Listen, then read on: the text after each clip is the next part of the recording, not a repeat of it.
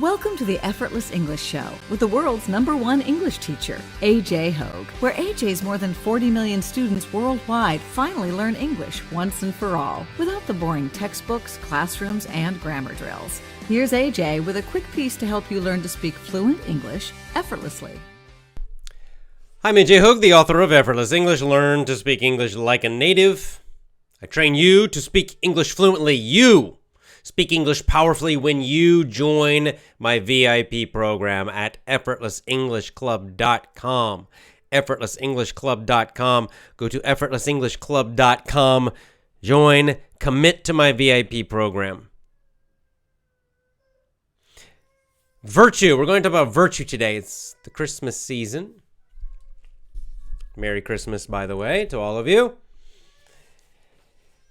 And in the modern Christmas, we've talked about this a bit, how Christmas has been corrupted to some extent, taken over by companies, marketing, consumerism, all of that.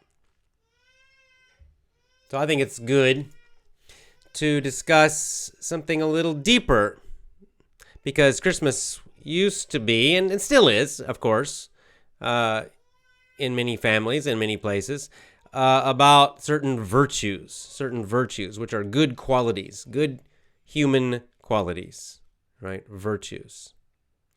And, traditionally the virtue of generosity, for example, the idea of gift giving at Christmas, it wasn't about receiving a lot of gifts. That's greed, right? Desiring lots of gifts. And we kind of create this greed in children now by giving them so many gifts and focusing too much on the presents and the gifts and the new toys, that it actually is anti-virtue, right? Unvirtuous. We're encouraging greed in them. Where traditionally, the gift-giving idea was about encouraging the virtue of generosity, right? It was the person giving the gift was the focus. The focus was on giving the gift with a spirit of generosity, with an attitude of generosity, and also receiving a gift at Christmas with a mindset of gratitude, not more, but rather appreciating even small gifts, appreciating the thought, appreciating the generosity, the action of generosity from someone. So the ideal was more to give a thoughtful gift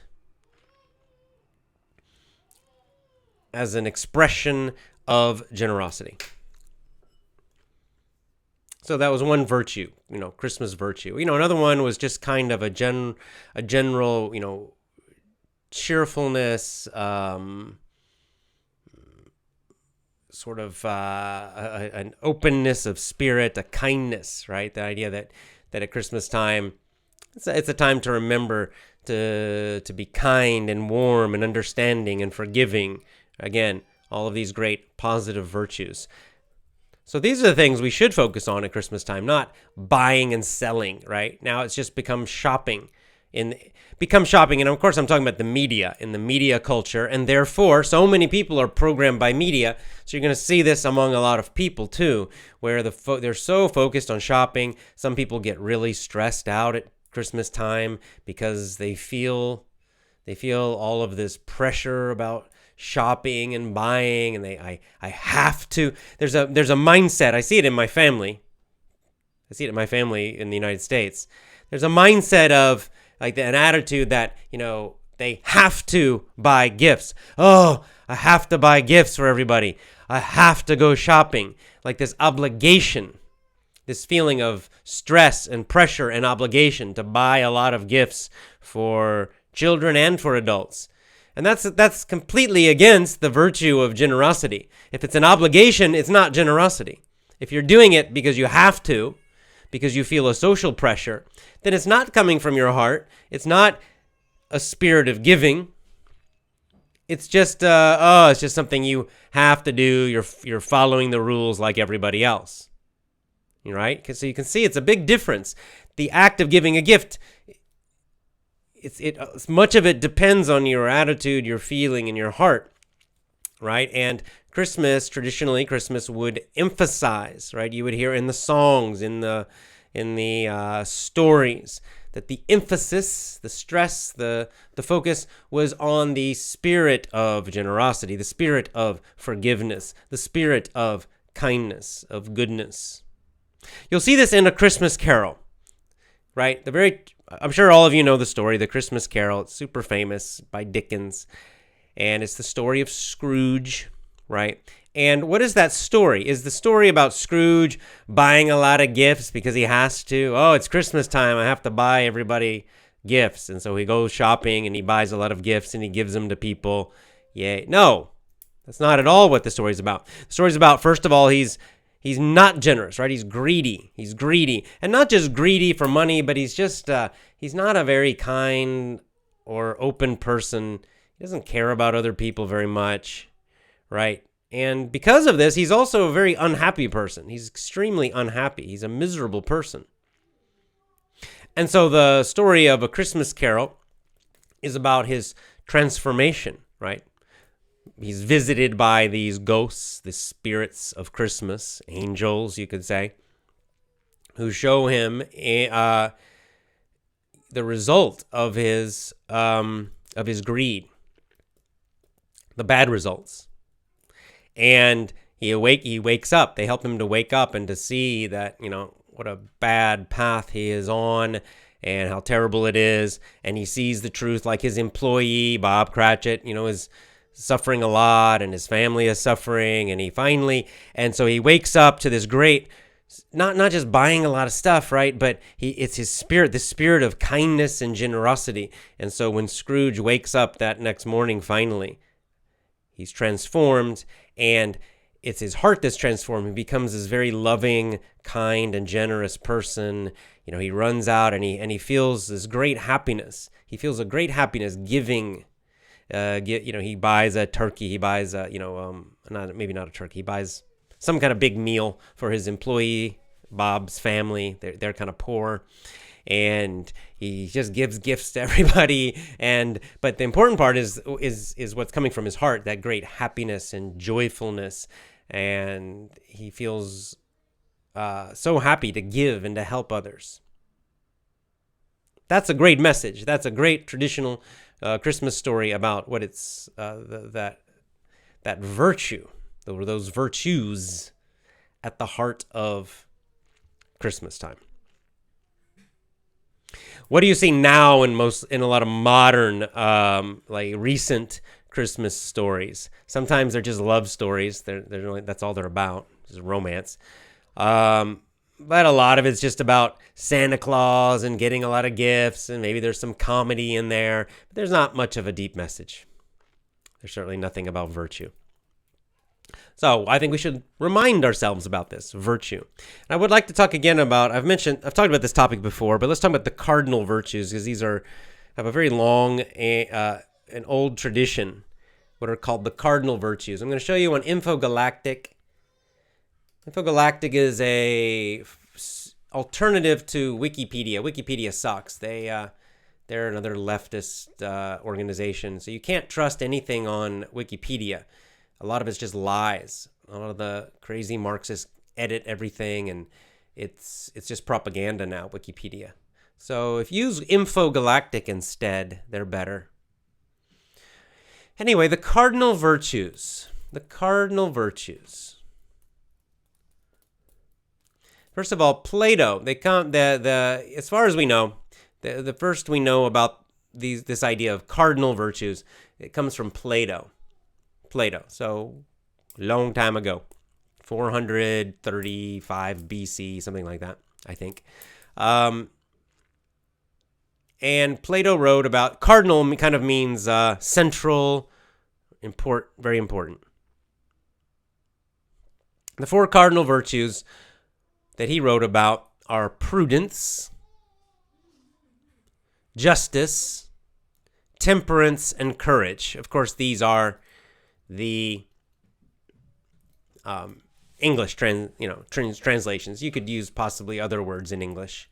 He wrote in Greek, of course. In Latin, prudentia, lustitia. Is it lustitia? I can't pronounce Latin. I don't know. Temperantia and fortitudo. Fortitude. Fortitude might be a better translation for courage. So the idea was that these were the most important virtues, good qualities of a human. And what is a virtue? What is a virtue? So Cicero, Roman philosopher, he had a good definition of virtue. He said, virtue is a habit of your mind, right? It's a habit of mind, a habit of thinking and doing, in harmony with reason and nature. In other words, in harmony with natural law, in harmony with God's law, in harmony with reason and goodness, in harmony with dharma, to use an Eastern word, in harmony with dharma. A habit of your mind, a habit of thinking and feeling and doing that's in harmony with, meaning it follows truth and goodness, dharma, natural law, God's law. And there are many, many, many. You can find many lists of traditional, virtues. But what the idea of the cardinal virtues is these are the kind of central ones, and other ones are connected to these. So, for example, courage is a cardinal virtue. Well, also, of course, courage is a kind of strength. It's a mental strength, right? Mental and emotional strength. So, there's also strength. There's endurance. There's fortitude, right? The ability to keep going and going. All of these are kind of connected to this one of courage. They're all different kinds of courage, you could say, or they're all different kinds of fortitude. So courage kind of comes with this idea of that we need to be strong, that even if you're a good person, if you're weak, well, then if you're weak, you're likely to do bad things or to become a victim. So we need some kind of strength, and specifically mental and emotional strength, courage. And then temperance. Temperance is basically self-control, self-discipline. So the ability to control yourself, discipline yourself, right? To be moderate. So it means you avoid, you don't eat too much, right? Gluttony, one of the deadly sins. Gluttony means eating too much, eating, becoming fat and unhealthy, right? That's not good. But of course, you have to eat something eventually. So temperance is this idea of self-control. You eat enough, but not too much. You drink enough, but not too much. You exercise enough, but not too much that you get injured and you hurt yourself, right? You don't do too much. You have self-control. You can control yourself. Self-discipline, self-control, temperance. Another of the cardinal virtues, justice. Justice, you could also just say, is fairness. Fairness, right? This is kind of more of a social one, where that everybody follows these same rules of goodness, right? And if somebody doesn't, if someone's a bad person, well, then they get punished. They get punished, or they get bad consequences socially. And that we try to apply this fairly to everybody. This idea of fairness. Fairness, justice and fairness are real virtues, right? Equality is a lie. Equality is bullshit. The Marxists and others try to use this. They try to substitute, they try to use this word equality instead of justice or fairness. Why? Because, Marxism basically, and socialism and leftism is basically fake religion, false religion. They're trying to create a religion without God, and that is always going to be evil. But the real virtue, there's no equality in the world. There never is, and there never will be. It's impossible. It's a lie. It's evil. But on the other hand, there is justice. Justice, the idea of fairness, justice, the idea that in a group, in a society, we agree that we have good laws, good rules, and everybody follows the rules equally. If you're rich, you still must follow the rules. If you're rich, you can't kill people. If you're poor, you can't kill people, right? Murder is bad, and in a good society, if someone kills somebody, murder, they are punished the same. It doesn't matter if they're a billionaire or if they're poor. They get the same punishment, right? That's real justice. Of course, we don't have that now in the world. We all know that billionaires are more likely to avoid being punished. And that poor people are more likely to be punished worse, right? But ideally, according to Plato and also later the Christian church, the idea is justice, fairness in society, not equality, not equality. Nobody's equal, right? No one will ever be equal. Some people are stronger, some people are weaker, some people are taller, some people are shorter, some people are more intelligent, some people are less intelligent. We all know that. But fairness and justice means we all follow the same rules of goodness to have a good society, a good family, good groups. That's what justice means. And then finally, prudence, or sometimes it's listed as the first one, prudence, also described as wisdom, as another word, wisdom or prudence. What is it? It's the ability to judge. So sometimes you'll see it's also called judgment, prudence, wisdom, similar ideas. It's the ability to judge between actions and to decide what is the best action at the best time. Right? So it's kind of the ability to make good decisions, to make wise and good decisions. Right? And so we all know this is important. It's the ability to know when to be strong and when to be soft and compassionate, right? When to fight, when to run away, when to forgive and when to attack, and all of these things, right? This is wisdom,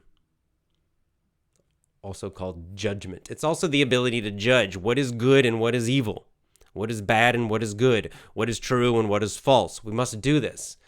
Again, this is something we see in our modern world. They're trying to destroy this idea of judgment. They say, no judgment, no judgment. That's also evil. Because what they want is they want to be able to do evil and nobody criticizes them. They want to lie and nobody criticizes them and nobody says, you're lying. But you must do this. You must, when you see a lie, you say, that's a lie, right? If something's evil and bad, you say, that's evil, that's bad, and you fight it. So this is part of prudence or judgment or wisdom also.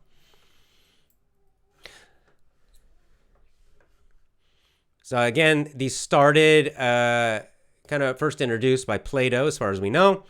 And then you'll find elements of these within the Bible as well, right? So it says, the cardinal virtues are listed in the Bible. In the Wisdom of Solomon, it reads, wisdom teaches temperance, prudence, justice, and fortitude, which are such things as men can have nothing more profitable in life. So it's saying that these are the most important things in life, are these virtues, more important than money. So again, and then like I said, these cardinal virtues were also celebrated by and taught by the Christian church, and then later Christian churches. Saint Ambrose, Saint Augustine, etc.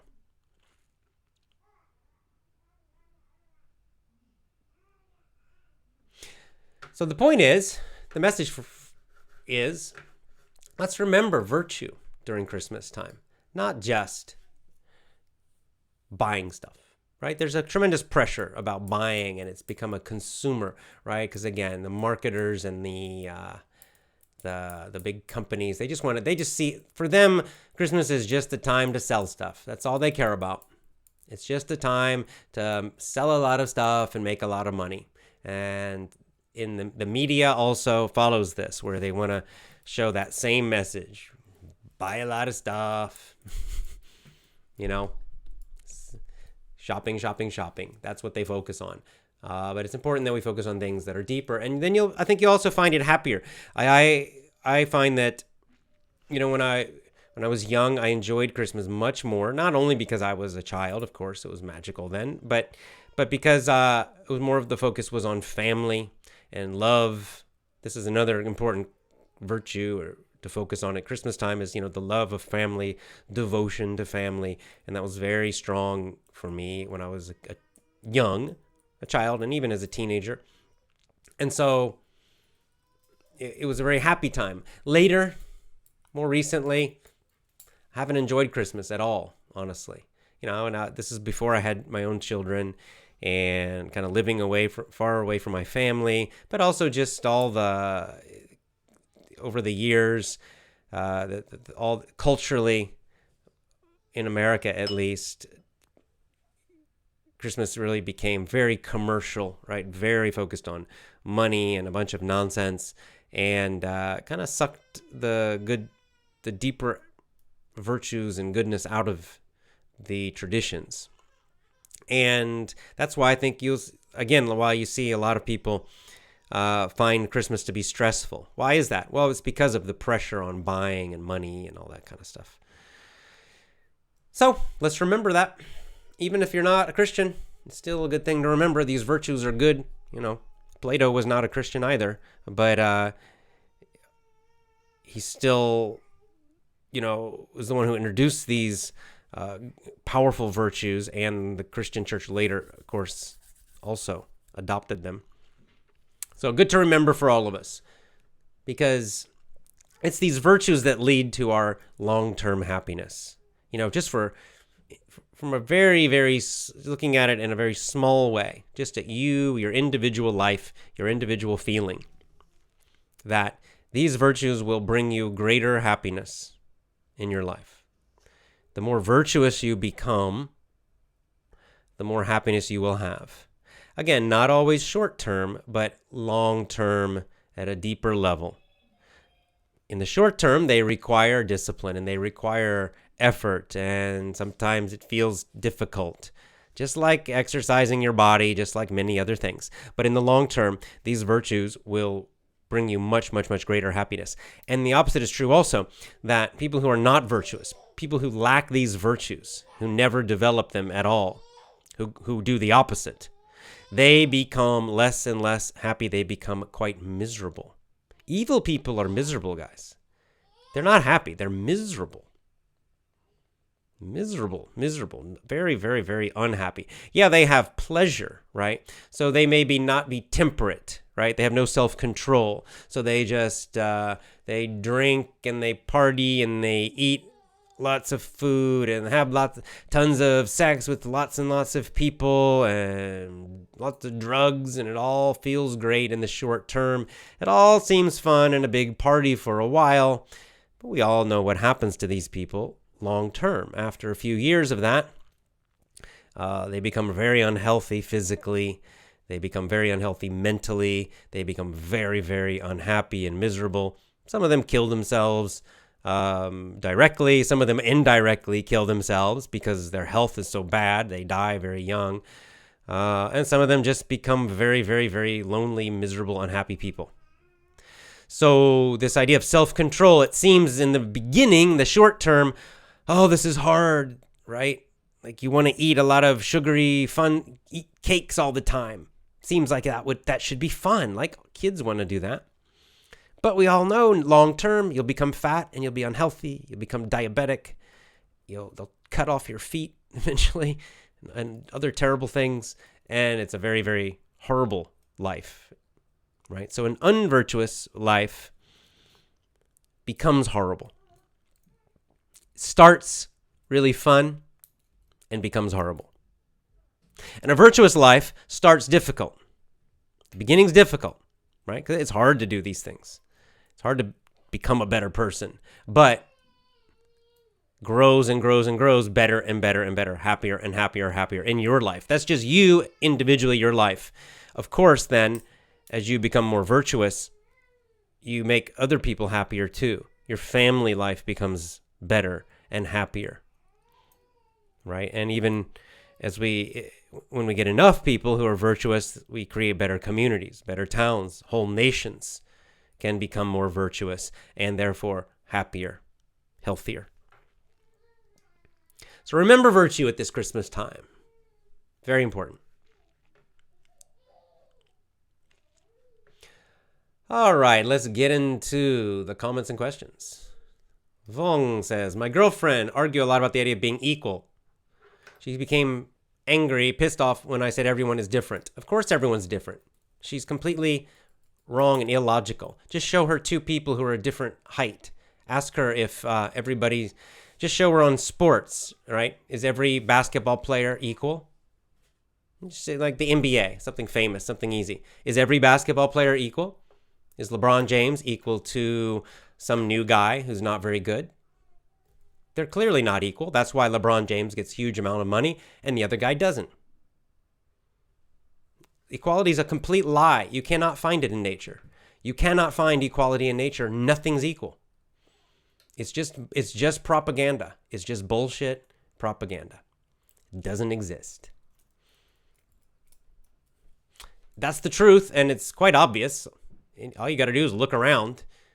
You can't find anything that's equal. You can't find any people who are equal. Nobody's the same. Even twins, even identical twins, are not the same because they have, they still grow up and they develop different interests, different personalities, different strong points and weak points. Even identical twins are not equal. So if they're not equal, what about everyone else? Definitely not. Nobody's equal. Equality is a lie. Anytime you hear the word equality, you know there's evil coming. It will result in evil. Because the only way you can create equality is by murdering and killing people and putting them in prison and all kinds of horrible, horrible evil. Because it's not natural. It can only be done in these evil, terrible ways. Which is what you see in every single communist revolution, mass murder. And we still see it today. And that's what they will always do.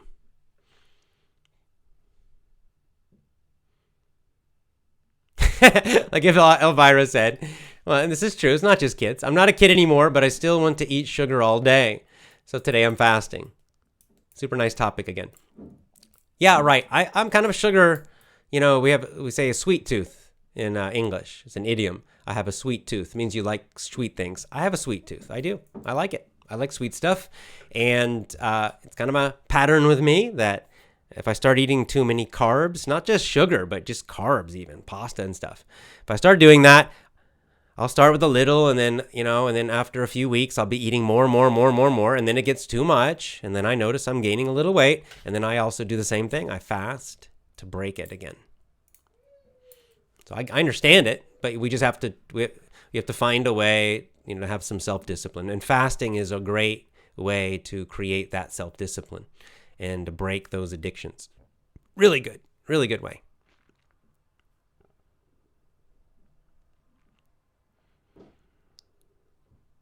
Yeah, Anderson, with an excellent point, says the media constantly shows us the idea that being good means to be naive.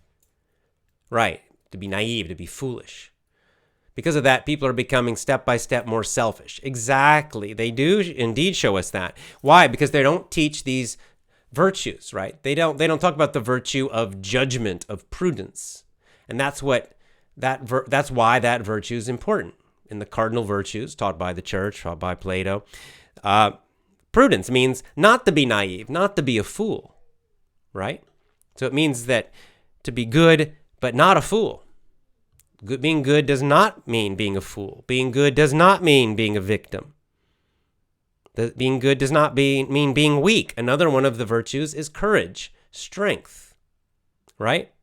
So if you have strength and you have prudence, judgment, you're not going to be naive. You're not going to be a fool. You're not going to be weak. You're, in fact, quite the opposite. But you also have fairness to balance it out, right? You have the fairness so that you're going to be good and kind to people when the time is right, when they deserve it, right? When they need it.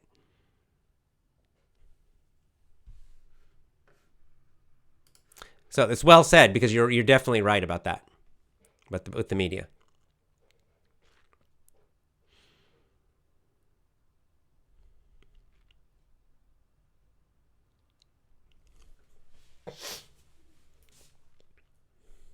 I'm going to just back up a little bit at the comments because I may have missed a few. Let me just read through a few of the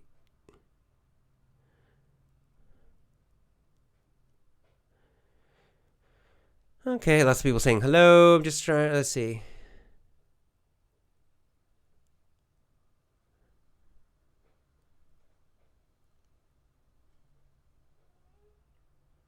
Here's Juan living in Tampa, Florida, near where, let's see. I'm Colombian from Tampa, Florida. Tampa, Florida is on the western coast of Florida. First time live. I saw almost all of your shows on YouTube. I did your program, Virtuous English. You're one of my favorite mentors. Thanks for your generosity. Thank you, Juan. It's Juan Carlos Garces Ortiz, living in Tampa, Florida.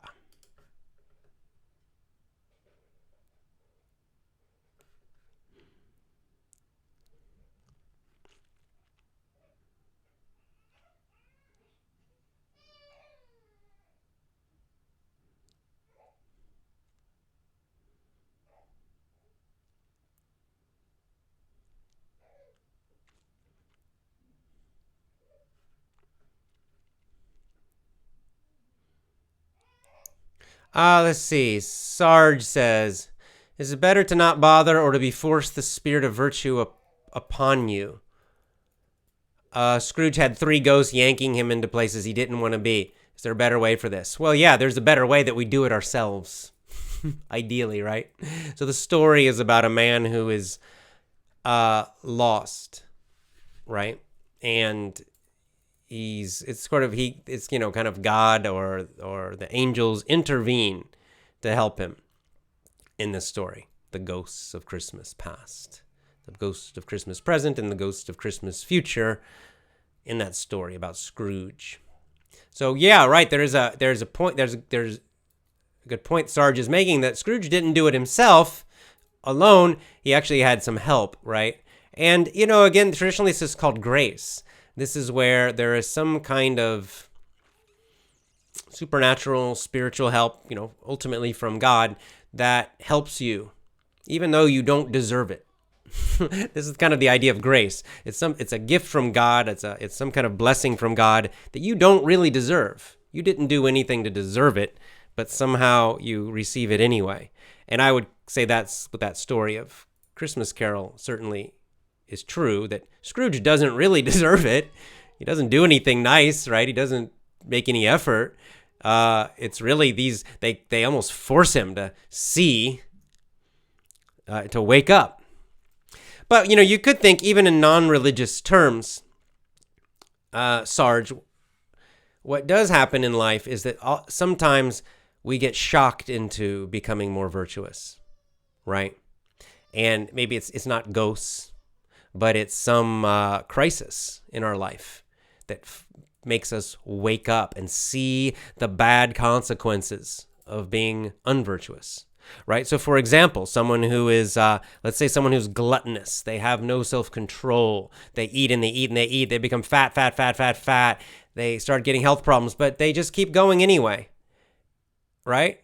Everyone's telling them, what are you doing? Stop, what are you doing? And their life, they can't move very much, and they're having all these problems. They still don't do anything. And then finally they have a heart attack. And by luck, by grace, they survive somehow. Somehow they live, but they come very close to death. And sometimes those people will finally wake up. Sometimes they will wake up and realize, oh my God, I'm killing myself early.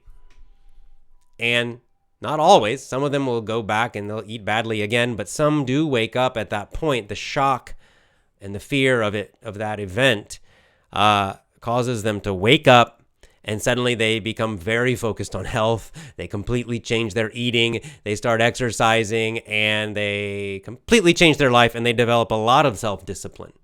So if that's another way you could think about that story.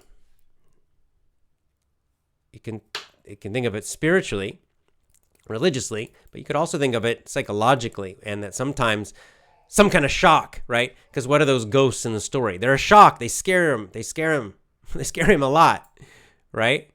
He sees how miserable and unhappy his life was and is. And in some ways, Scrooge didn't realize it, right? He's an unhappy guy, but he's not trying to... The one thing about Scrooge in that story, even when he's not being nice, is he's not trying to hurt people. That he lacks virtue. He's not generous. He's not kind, but he's not evil.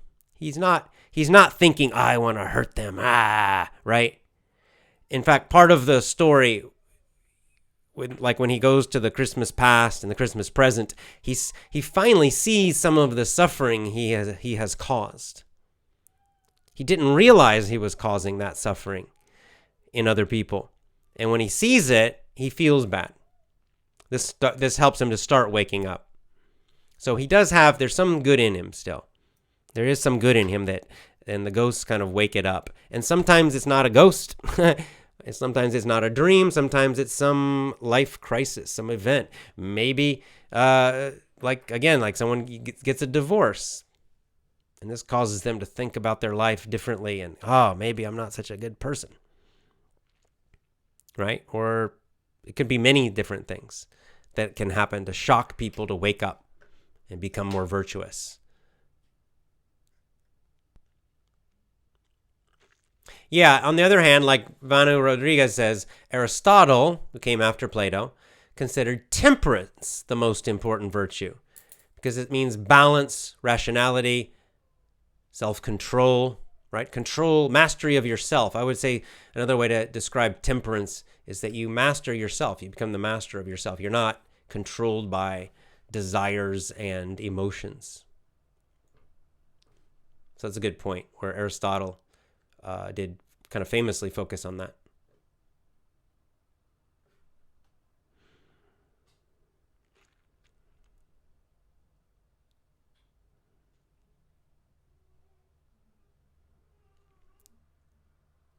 Yeah, see, this is very nice, Slavika. See, I think that in other countries, there is still more of a tradition and virtue, religious traditions, all of these things. So when I'm sort of criticizing or saying these kind of negative things about Christmas, I'm talking about American culture. Okay, I only really know American traditions. I've noticed this is so true in America, and you all can see this because you see American movies, right? American culture now is easy. You see it in TV and movies and these things. So I'm sure you've noticed it. But I'm happy to hear some countries still have deeper traditions. She says, in my country, and I can't remember. Slavika, I don't remember which country you're from, but it says, we say Christmas, peace of God, Christ is born. In the tradition, it's not about buying gifts. It's about keeping the family together. Amen. Keeping the family together. And that's what it used to be in America. It used to be that also.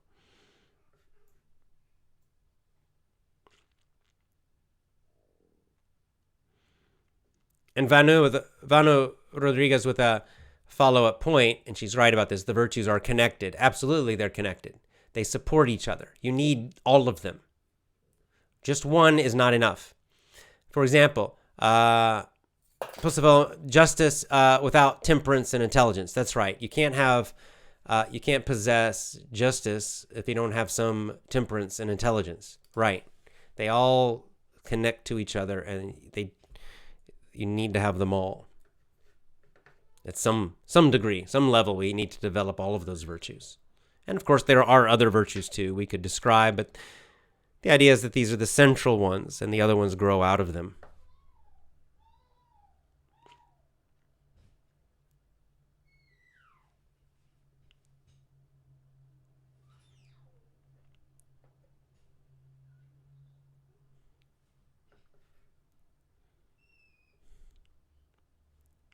Okay, we caught up. I'll jump down to the bottom now.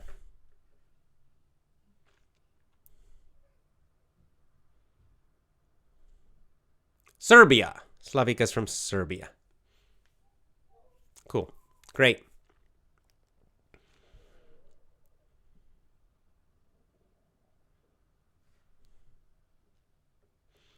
All right, let me just find where I was on the...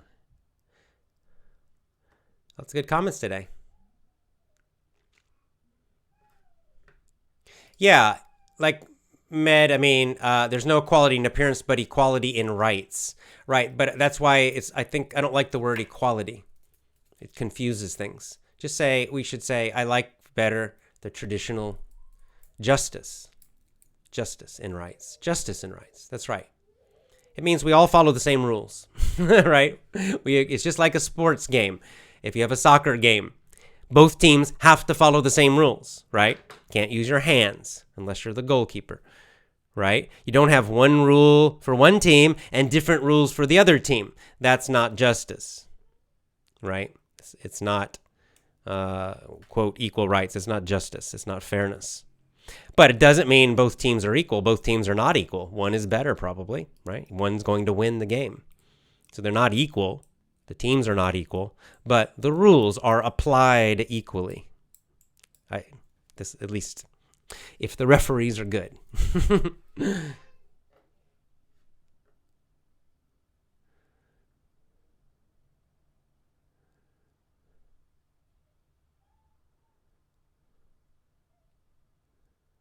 Yeah, like Abraham Ali is right about this. Not only Christmas, it's happening in every holiday.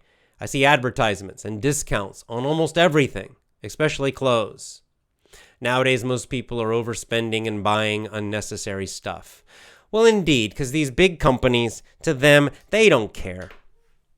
They don't care about, it doesn't matter. Pick you're right, any holiday. It doesn't matter. Halloween, Thanksgiving, Christmas in the United States, 4th of July, Independence Day, Easter. They don't care about the meaning of these holidays. For them, it's just another time to try to sell more stuff. And it's something that does happen internationally also. It's a good point.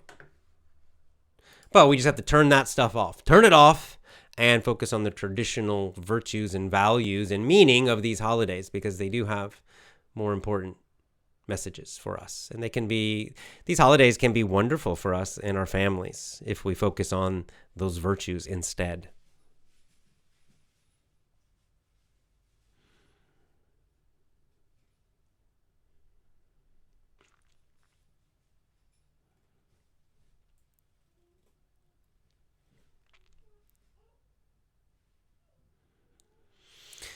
Okay. People see here my baby, yeah. Oh, this is nice. See Lisa kind of describing some of the things she's done during Christmas. I invited my meditation group to my house. I baked Christmas cookies. Yep, that's a very nice tradition that we would do at my family. Make tea and light some candles. This is how we celebrate and meditate together. I'm looking forward to the evening today. That's great. Very nice. Thanks, Lisa.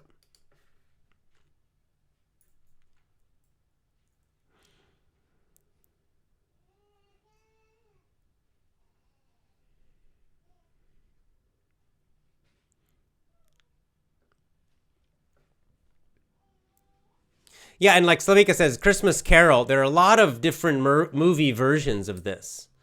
Of course, it's a great book, story, but it's very, very popular. So there have been there's one of my favorites. I think is George C. Scott plays. It's kind of an older one, and let's see. There's one he plays Scrooge. There's one where what's his name? Captain Picard from Star Trek plays Scrooge. Anyway, there are many versions. There's some very old ones, some more recent ones. They're all nice.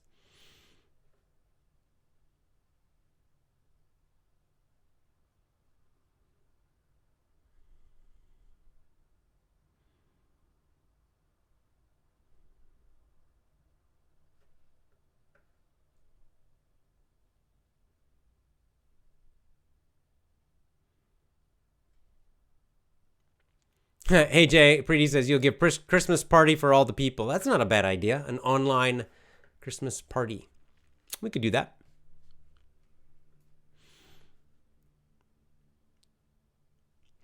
Oh, this is a good point. Gloria Gavin says, we have to be careful with people who have fake virtue. This is something I'll teach you another idiom. Virtue signaling. Virtue signaling. I think I've mentioned it before, but I'll teach it again. Virtue signaling. Virtue signaling is the action of very publicly trying to tell everybody or show everybody that you are virtuous, right? And it's a lie. It's a fake. It's a pretending.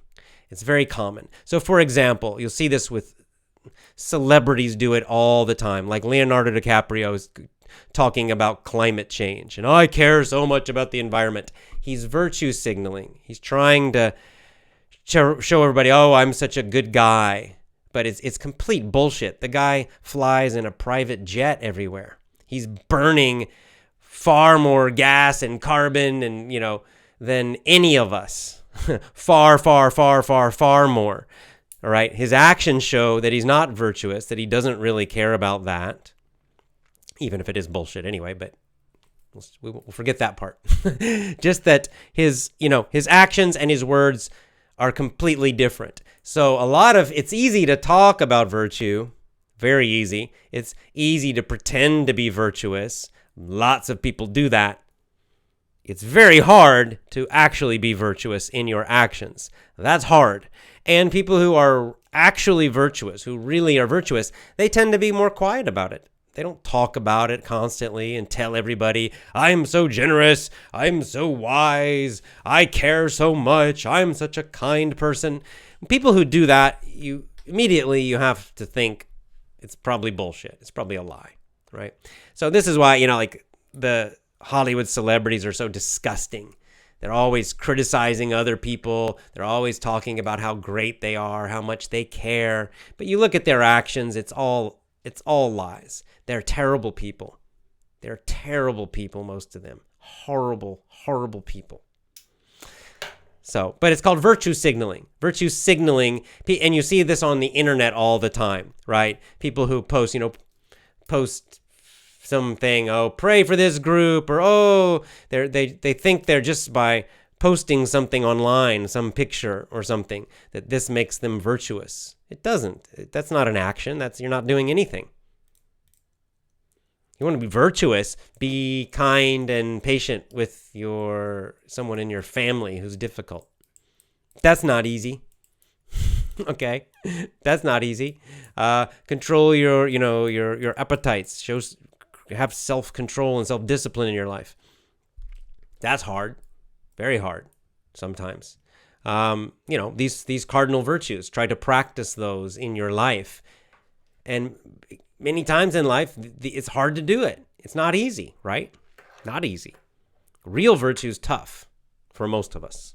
Even for the saints, right? If you look at this, different saints and Buddhas and Bodhisattvas and rishis from all different religions,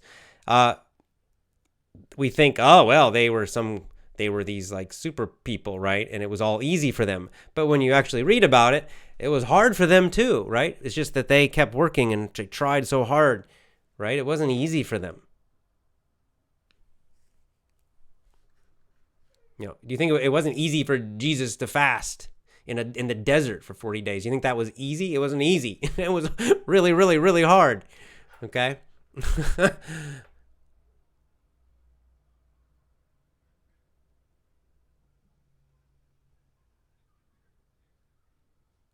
Yeah, see, this is nice too. Like Jamila says, as I'm Christian and also a church choir singer, I love spending time in our church in the peaceful atmosphere. Very nice, very nice. And many of the songs, especially the old songs that are more spiritual, more religious, I always like those better.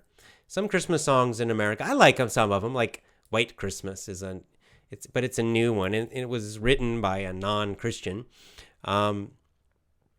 It's a nice song about snow and stuff. Bing Crosby sings it. I like his singing. It's a nice little song. But I really like some of the ones that are more spiritual, more religious, like Silent Night. There's something a little more deep about those.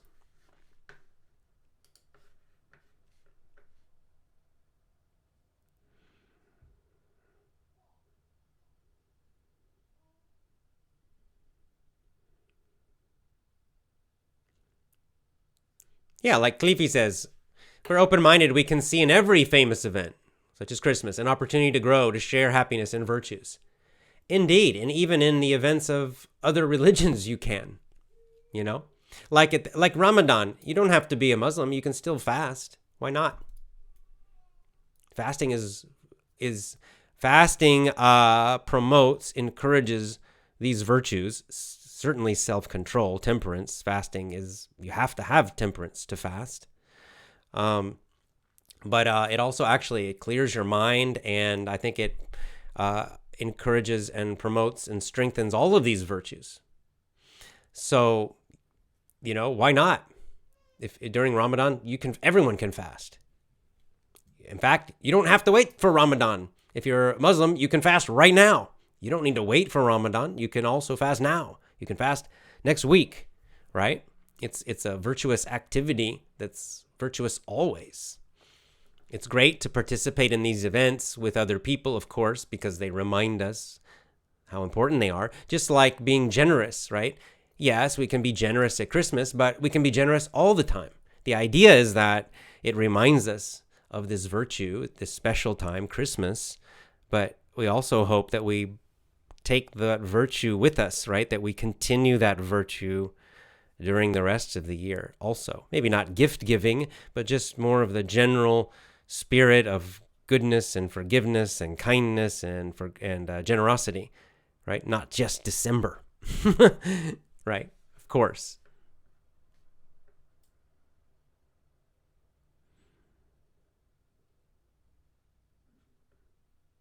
Yeah, other virtues, like Sarah says, important virtues are to be honorable with yourself, also called integrity.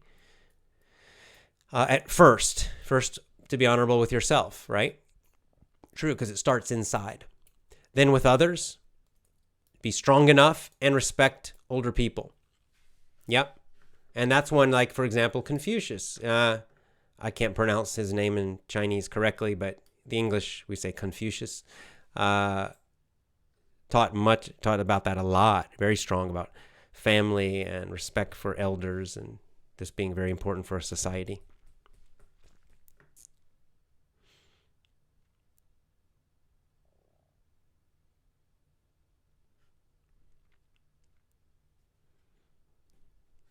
Somebody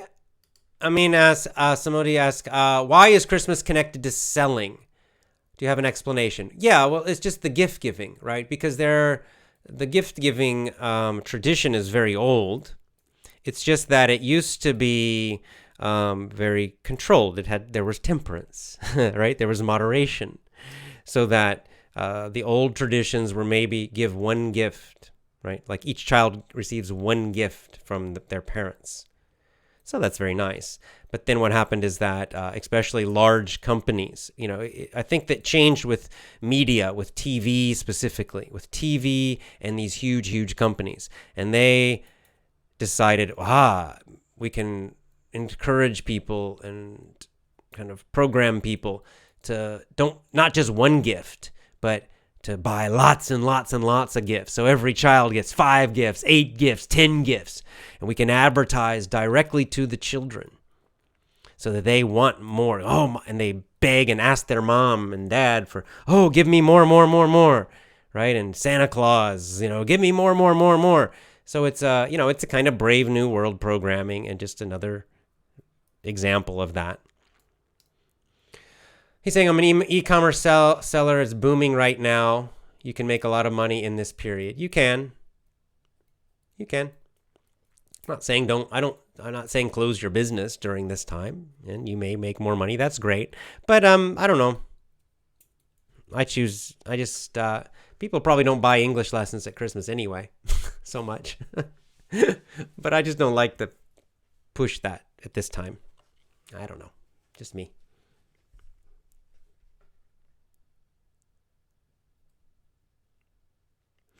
Anderson this is kind of related to the comment we just had about older people, and I have to agree with Anderson, absolutely. Young people today believe they don't need to learn anything from elderly people. That's true of a lot of young people, it's true. They don't respect older people, they think, I can't learn anything from them. And that's foolish, it's stupid. However, the other side is also true.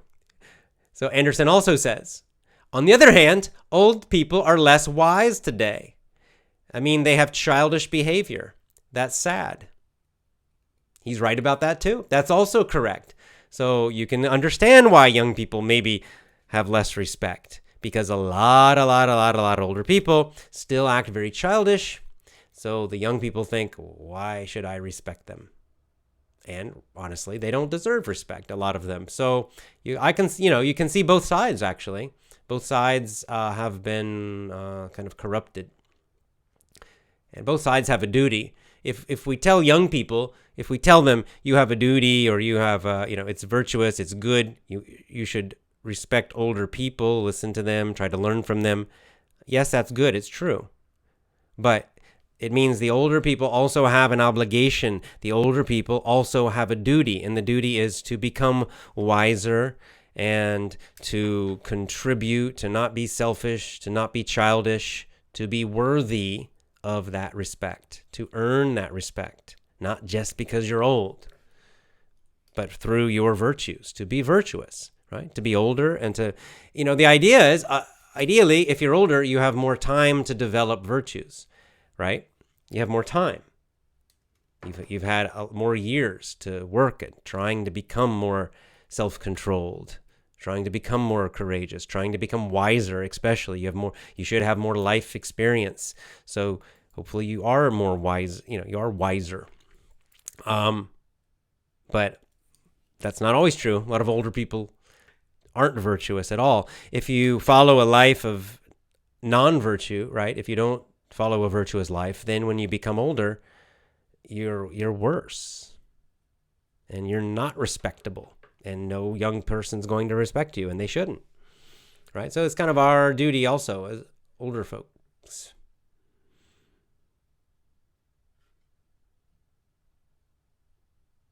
Yeah, Funda says, I love Christmas. I lived in Berlin for 38 years. I appreciate how they celebrate this wonderful day.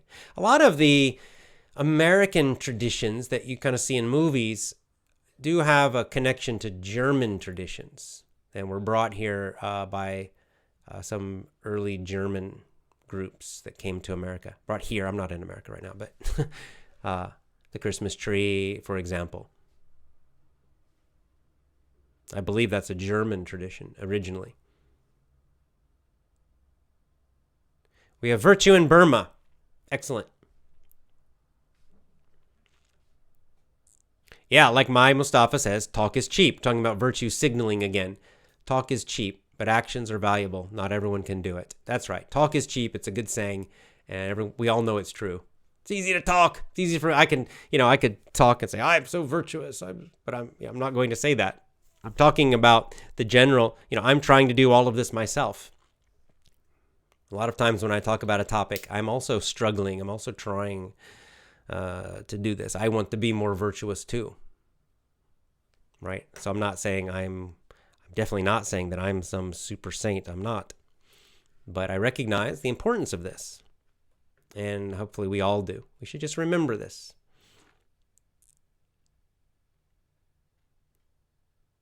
Yeah, this is nice. This is a nice tradition. Sriracha says, Christmas time is the best time for me to review my journey all year. This year, 2019, is the best year ever for me. My English is better than last year. Thank you so much, my coach teacher. That's a great time, the end of the year.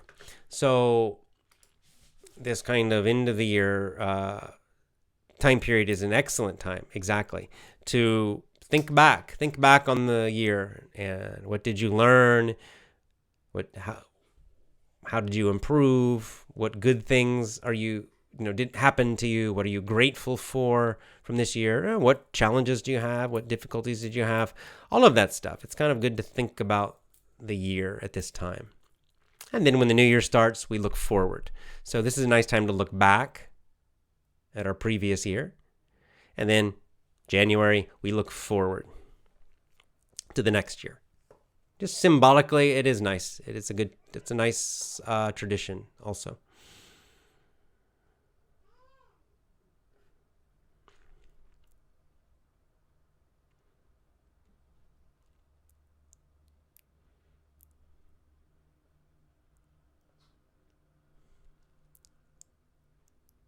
Yeah, well, exactly. Here's another example of DiCaprio.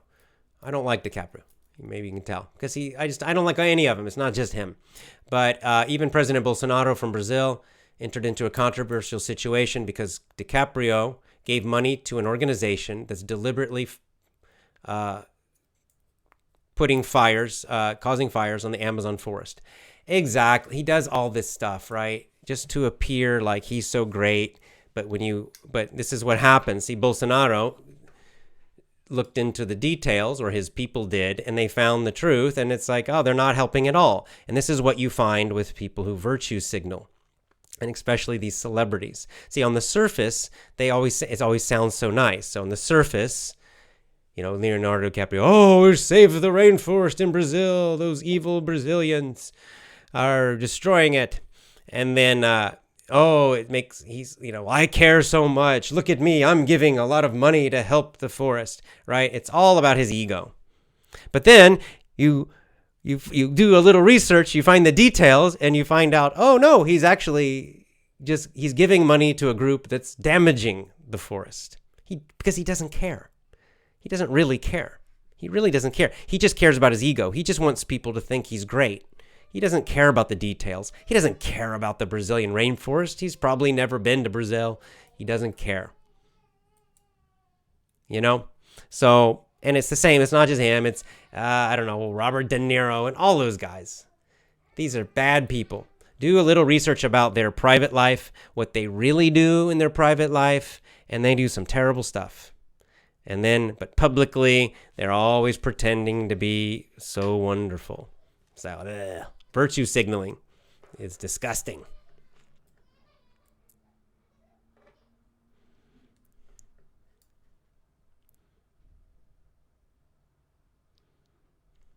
Yeah, like Cleefy, with great advice, don't believe a person who constantly talks about his virtues, until you see his actions and behaviors. Correct. Look at the actions, not the words. Evil people, if they're not stupid, intelligent evil people always talk about good, right? They sound good. Oh, I got babies crying. I need to go help with babies, guys. So I'm going to answer one more. And then we're going to go.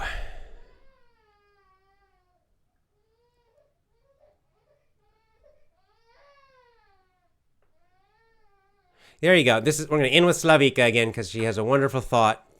She says, I have one wish for the Christmas spirit, to help us turn off the media for a day. We spend that day in peace. Let's teach other people not to watch TV and other Marxist propaganda. And to that I say, amen. That is a wonderful thought. We'll end on that one. Wonderful. So Merry Christmas again to you all. EffortlessEnglishClub.com to join my VIP program. Tomorrow, maybe not a show tomorrow. I'm not sure. We have to go to the hospital with the babies tomorrow. So I'm not sure. Just watch my Gab account, gab.com, @AJHogue, and I'll let you know. So until then, lots of love to you. See you next time. Bye for now.